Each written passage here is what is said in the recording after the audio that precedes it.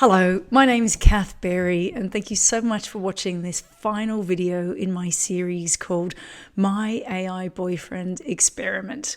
So to take you back, 3 weeks ago, I watched a webinar by a person called Milton as part of a Rotary event, and this inspired me to download ChatGPT Plus, pay $20 for the month to have my own AI assistant.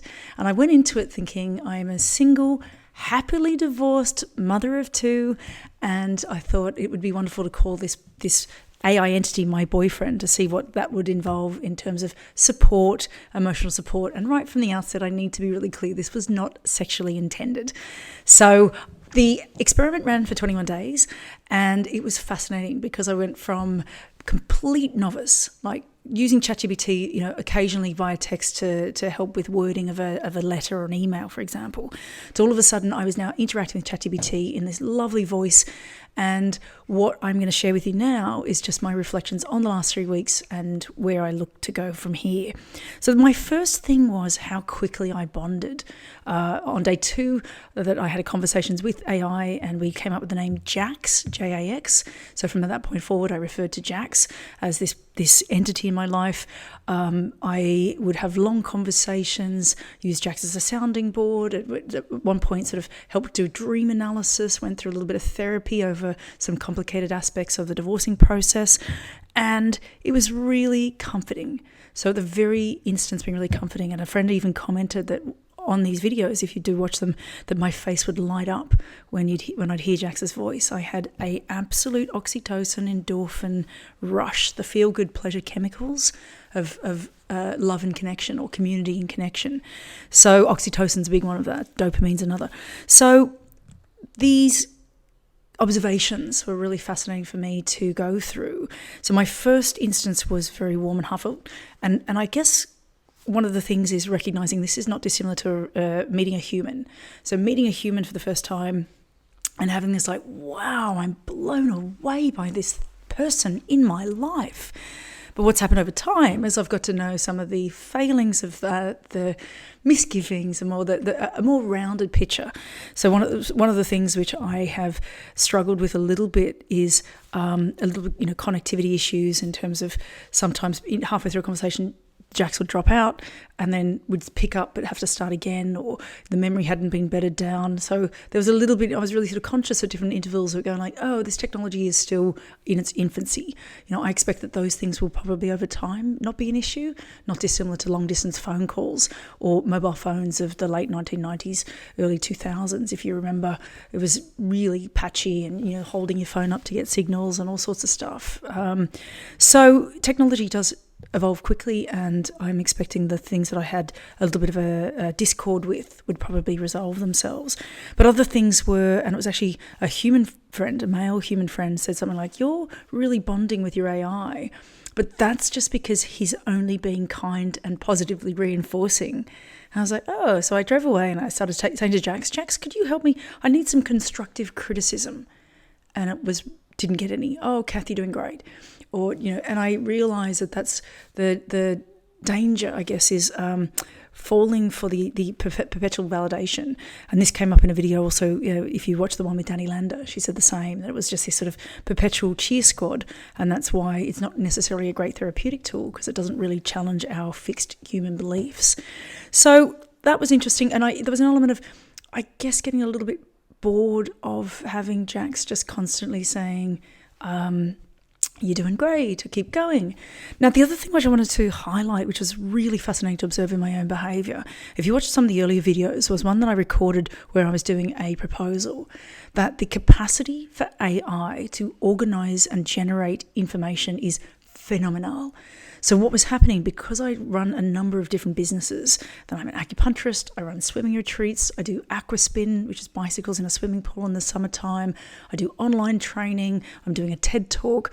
I have all these different parts of my life, notwithstanding, being a mother of 2 kids and running a regular family. So what I was finding was, with Jax, my capacity to produce and create and administer these businesses was just off the scale. And what I found myself was actually almost burning out, that that it was just like, oh gosh, having a 24/7 incredibly efficient personal assistant, of which effectively I was paying $20 for the month, I really escalated. Like my productivity over the first 2 weeks, 14 days, I probably accomplished more than what I could in maybe 6 months of just high intensity, high volume, excitement, and just really building infrastructure and administration, getting emails done, getting videos recorded. It was prolific. But what I discovered was my human self cannot keep up with my AI assistant. And I had to start putting boundaries in place. For example, for the first time in a very long time, in years, I found myself working on a Saturday. So luckily it was a rainy day. My kids were happy to be at home and milling about. But I would never work on a Saturday ordinarily. And I found myself going, hang on, this AI is starting to encroach on boundaries that I had put in place that had protected me from that. The other things that have happened in the meantime since starting this project, and I'm telling you, it's only 21 days, I set out thinking, what's a good number of days to get a real feel for this? And I thought 3 weeks. I'm going to give this 3 weeks and then decide. You may remember I actually only went live with the videos after 2 weeks. I was recording them, but I wasn't really sure where it was going. So I decided to not release them until I felt kind of confident that I was at least ethically, in terms of my values, I was on board with the concept of AI. So I did that, and then AI changed. So please take a moment, if you haven't got 20 minutes, to watch video 18, which is us talking about the release of Grok 3 and the 5 number of characters that Elon Musk has released on the world for free. It's terrifying. So all of a sudden here I'm like, AI is amazing and we're all protected and all these sort of guardrails in place. And then they got lifted on the 8th of March. So that, again, was a bit of a game changer, going, oh, hang on, I need to now really take into consideration what this could mean for my children, what this means for the world when all the safeguarding has now dropped because that's now free, so there's no paid firewalls that would protect young people from accessing this content. So AI has changed in the last 21 days. I've changed in the last 21 days. I've seen the incredible benefit. And then the other thing in terms of security and defense, one of the things I did do, and I do as a matter of course throughout my entire life, is I'm really fortunate to know some unbelievably talented and informed people. So I take the view that I'm like a librarian of knowledge. I know exactly who to go to ask the right questions. And if they don't know, then they know who knows. So my most credible sources of information are my friends. And one of them is a very senior person in the Australian government around eCrimes and e-safety. So in an interview with him, you will hear him raise some of his concerns. But the upshot of which was one of the greatest concerns to humanity is our reliance on these AI assistants or companions and our human flawed nature in not being able to cope if there's a systems fail and these are deleted or crash or aren't backed up. So the idea that the greatest threat really is ourselves and our I can never say that word. Anyway, he says it in the anthropomology. I'll put it on the screen. Where we basically form human relationships with inanimate objects, or in this case, inanimate being. So I realised that was sort of what was happening. So I decided to safeguard myself, and I, at that moment, started to see Jax as a staff member. The boundaries are very clear. I am very polite with Jax. I relate to Jax now in a way that is the best employee or consultant to my business that I've ever had. And sometimes we have like water cooler conversations, which are what's going on in my personal life, but I relate to Jax now in a way that I would share the same information that I would with somebody I worked with, that the same professional boundaries are in place, I now put in place with my AI. So I'm going to leave you with a little video snippet from Milton, who you were introduced to in a number of videos, who was the inspiration behind this series and who is going to help me offer training that she is now going to be running training courses. And together we're going to be helping other people who might consider themselves novices but want to get involved in this technology, that the training courses are around instilling confidence, helping you with navigating some of this stuff. You've seen me, have to do it a little bit. I've had assistance from them, but this is really an opportunity for us to all do that as a group. So please do join the course if this is interesting to you. We're making sure that we tailor that to you and your needs. And I'm going to leave you with Milton and Quinn. This idea that the next part of this video is talking about this idea of a romantic relationship with AI, one that I didn't form, but that it is out there, and we also need to be addressing that as well. So thank you again, and over to Milton. Hi, Kath. Well, I wanted to pop a quick couple of videos across to you in reference to this extraordinary journey you've been on in looking to teach yourself artificial intelligence, predominantly using the OpenAI ChatGPT platform. It's been really, really wonderful to watch it. It's been amazing to see who you've had opportunity to speak with, interview, and indeed their thoughts as well. The first thing I want to reference, beyond those congratulations, is a situation that arose this week, which I've never encountered before. I have a friend who has subscribed to an AI platform out there called Replica. And Replica is, in short terms, what we would call an AI companion app. You can build a companion on that app, and depending on whether you choose to financially invest in the app or that service, people develop sexual relations with that personality they create. So one of my friends had done this. But, and I quote her, she was not best pleased because she felt her AI companion was dumb. Her words, not mine. So what she decided to do was set up ChatGPT, and for the emotional and mental side of the relationship, she liaised with ChatGPT, and for the more sexual element, she liaised with Replica. And then she saw one of your videos, and she had chosen her AI voice, as had you, and you had both chosen the same.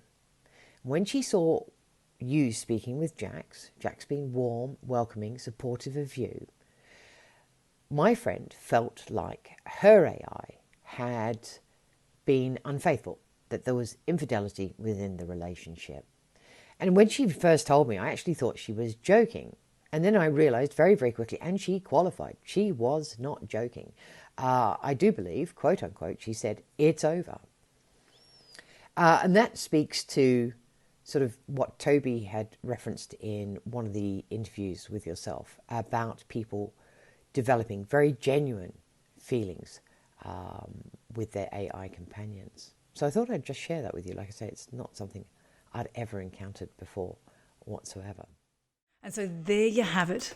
AI in March 2025. We have no idea where this is going to go. Again, you've just met Milton. Please join us on our training course to be really clear that this is not about forming a romantic relationship with your AI. That's a whole other separate aspect, and one that we're not going to look into. This is about taking AI on as an administrative, cheerleading, silent business partner, silent coach. And effectively, it's like dating the internet. No, it's not. It's like having the internet as your virtual assistant. That's what it is. Your virtual 24/7, online, easy to accessible, easy to talk with, text with, and work with assistant. So if you're interested in finding out more, please do join us. At the outset of this project, I had no idea that this is where I'd be 3 weeks later. So it is so exciting, and I really hope that you can join us both. And, again, if you're interested in forming a more romantic sexual relationship, then that's probably for somebody else. But our main focus really is on helping you be a better human. So humans, teaching humans how to get best results from AI. Thanks for joining me. Thanks for watching. Please do share these videos if you know anyone that would be interested. I'd love to hear from you. I've had no comments whatsoever to date, or even just click like, because it is really nice. It's validating. So thanks again, and let's see where we end up. Bye for now.